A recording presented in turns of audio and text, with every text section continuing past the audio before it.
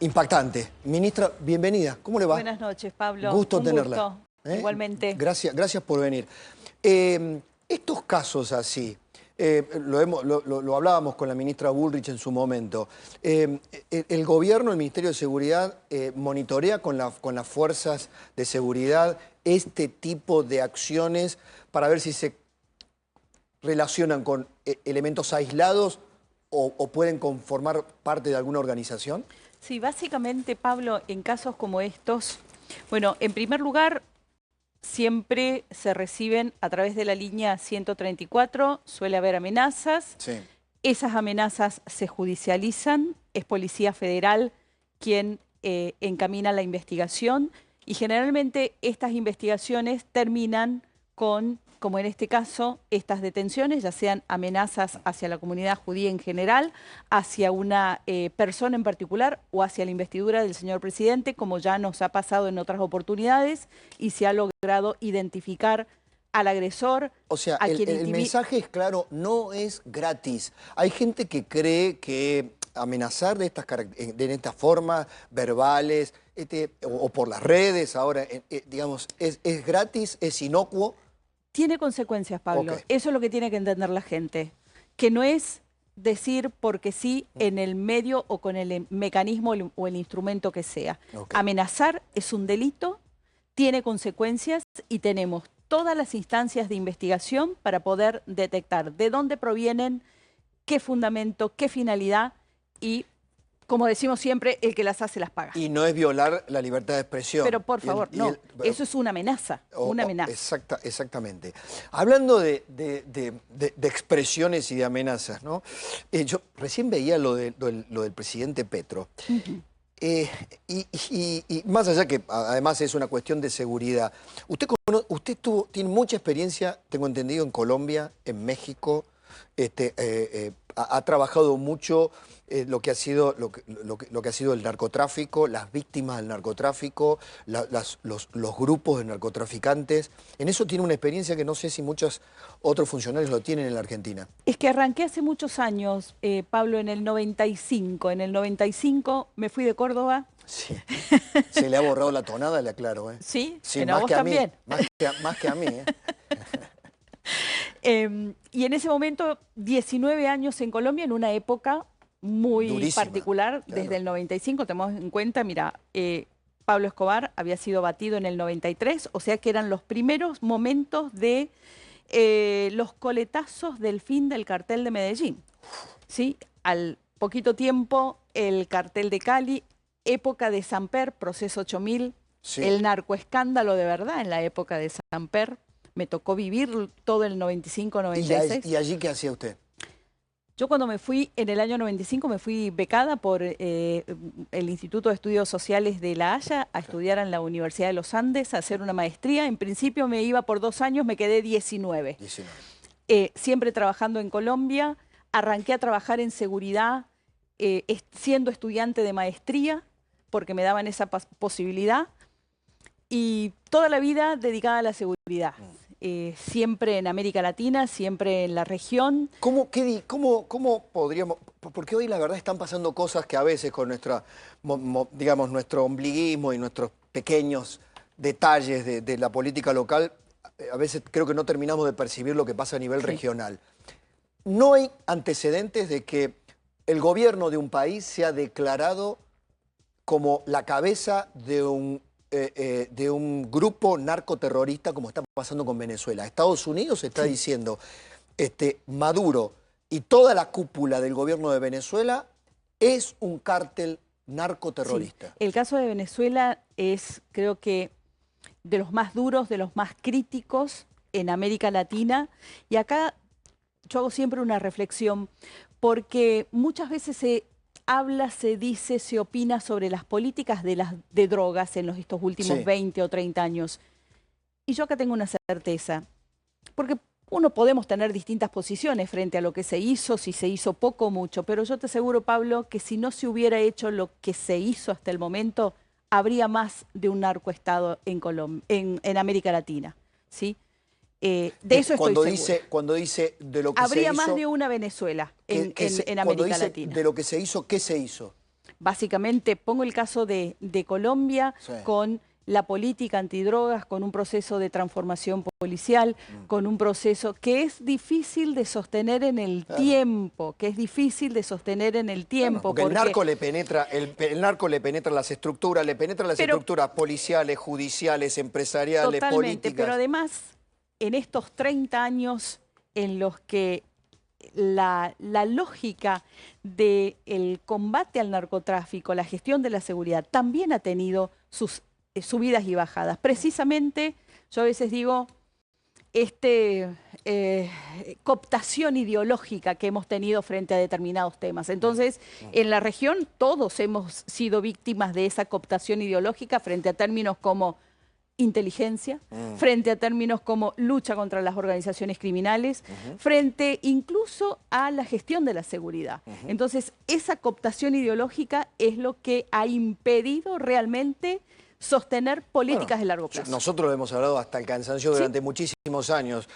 Si uno tiene un gobierno o una ideología donde el delincuente es más importante que la víctima, estamos en problemas. Si desde el Estado se le otorgan facilidades en pos de reconocerle los derechos humanos a jefes de cárteles narcotraficantes, como pasaba en la anterior gestión kirchnerista, cuando la titular del servicio penitenciario le daba los celulares a los jefes narcos para que manejaran la droga en Rosario, mira, o acá o en la provincia de Buenos Aires. Y un ejemplo que para nosotros fue un antes y un después, y me sirve lo que estás mencionando para contarles algo que este mediodía hacíamos con las fuerzas de seguridad.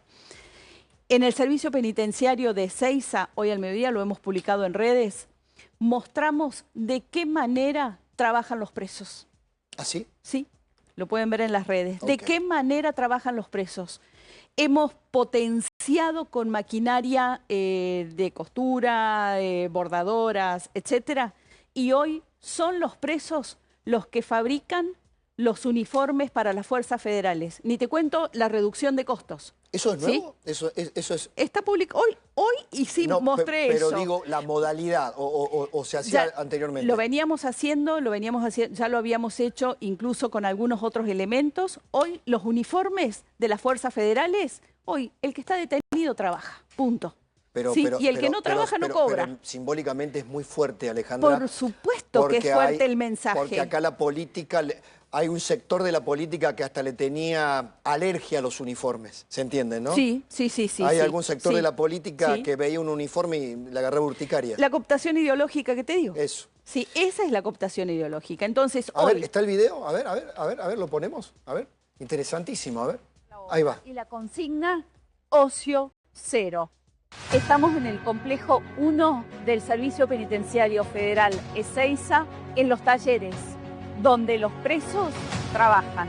Más de 5.000 uniformes para las 5 fuerzas federales y la Agencia Federal de Emergencias. Seguimos con esta estrategia de trabajo para todas las personas que se encuentran detenidas en los servicios penitenciarios federales. Este es el mejor ejemplo del trabajo articulado entre las 5 fuerzas federales y el trabajo intramuros que realizan las personas que están detenidas. Lo grabó hoy. Es que sí te dije, estoy desde esta mañana que hablé con Feynman, estoy con la misma está trabajando. Bueno, ocio cero en el servicio penitenciario. Alejandra, hablando de cooptación política, acá hay un lenguaje de los diciembres en Argentina. Siempre empezaron a tener una reminiscencia compleja, violenta, desde el diciembre del 2001, y hay sectores políticos que quisieran recrear esto. Yo le voy a mostrar uno simplemente. ¿Tenés lo de Aguiar? Un tuit, poné un tuit del titular de ATE. Diciembre no puede transcurrir con paz social, dijo el titular de la Asociación de Trabajadores del Estado, ¿no? ¿Está garantizada la paz social? Nosotros trabajamos primero para garantizar la paz social siempre. Pero en estos últimos tiempos, igual el año pasado lo planteábamos en estos términos con Patricia, los diciembres deben ser de paz. El mes de diciembre debe ser de paz. Nosotros tenemos permanentemente a las fuerzas federales en apresto. En apresto quiere decir alertas. Tenemos un sistema de comunicación permanente con todas las provincias y a su vez dentro de la estrategia de seguridad productiva que trabajamos con distintas mesas, empresarios, por ejemplo, supermercadistas, por ejemplo, grandes superficies. Es decir, siempre hay una comunicación unida y vuelta.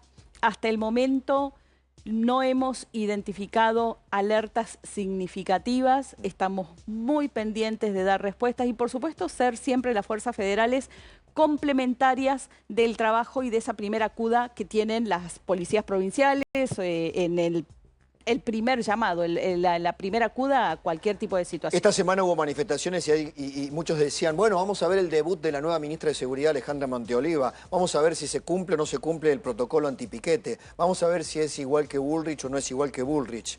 Por ejemplo, esto pasó el miércoles, esto que vemos ahí en pantalla, ¿no? Algunos derribaron vallas, ya lo habían intentado en otras manifestaciones, ha habido con más violencia, menos violencia, grupitos más chicos, algunos... Hasta hemos tenido barra bravas, creo que fue la marcha, quizá la marcha más violenta, más extendida, que le tocó a Bullrich.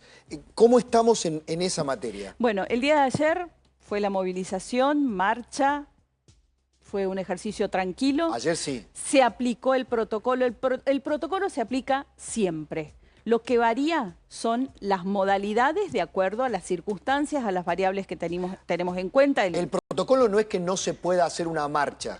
No, para nada. Ni tampoco el protocolo es igual a que lo único que hay que hacer es subirse a la vereda. No, son muchas las variables a tener en cuenta. Cuando tenemos una marcha donde la convocatoria es amplia, como la del día de ayer, que estaban convocadas un conjunto importante de organizaciones sociales y gremiales, se establecen los lugares por donde van a encolumnarse las organizaciones a medida que llegan, que hay que distribuirlos porque tampoco se las puede mezclar. O sea, se tiene que cumplir el plan que le presentan las organizaciones con lo que ocurre en la calle. Más que el plan que se presentan las organizaciones es cómo definimos que debe hacerse para tener un ejercicio ordenado. Nosotros generalmente siempre articulamos con ciudad, precisamente porque es ciudad la que da los permisos, por ejemplo, para instalar un escenario o para poner los equipos de sonido y a partir de ahí definimos nosotros como fuerzas federales la posición que tenemos tanto en el Congreso como en Plaza de Mayo. Ese fue quizá el único momento...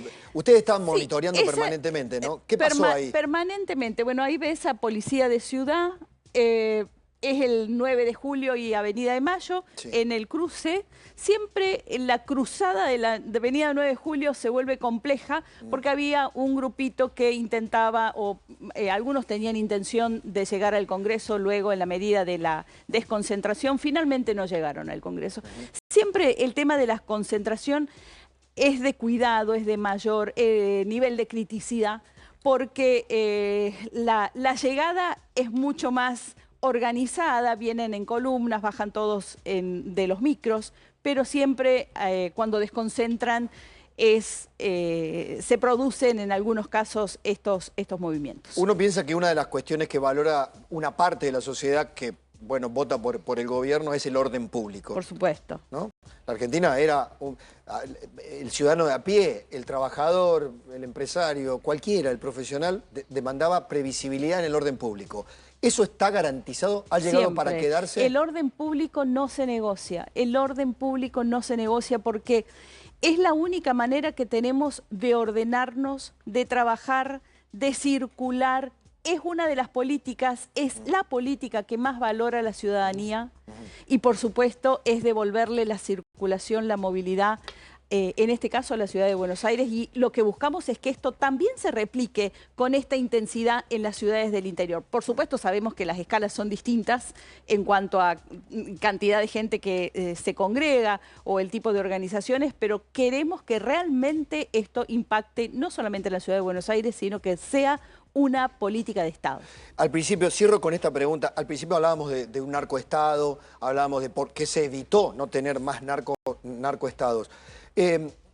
creo que un primer éxito visible en el trabajo conjunto de Patricia Bullrich, Ministerio de Seguridad con Santa Fe, con Puyaro, fue neutralizar ese avance narco, ese caos social, ese terror. Hubo momentos en Rosario en los últimos años de terror en la gente. Se conjuró. Yo no digo que estemos, se haya vencido ni mucho menos al narcotráfico, pero ¿cómo definiría hoy el avance del narcotráfico en la Argentina? Y en ese sector en particular. Bueno, el Plan Bandera ha sido uno de los ejes fundamentales porque el éxito del Plan Bandera fue garantizar desde el primer momento lo que podríamos decir la gobernanza del plan, es decir, la articulación de nación, provincia y ciudad. Sí. Eso es fácil decirlo, no siempre se logra y en el caso de Rosario ha sido realmente un ejercicio para mostrar sólido, que nos ha permitido trabajar, pero sobre todo trabajar con evidencia, Pablo. ¿Le han cortado los vínculos a los narcos, el manejo de los narcos desde la cárcel a la calle? Desde la cárcel a la calle, sí.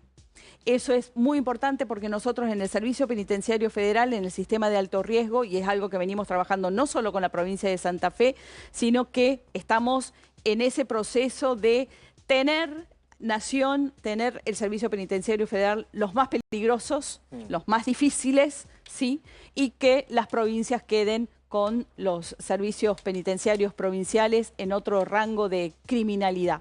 Pero a los de alto riesgo, a los narcocriminales, están totalmente sin comunicación y eso nos ha permitido cortar ese nexo de intramuros. Le voy a hacer recuerdo un diálogo que tuve con Patricia Bullrich hace ya bastante tiempo.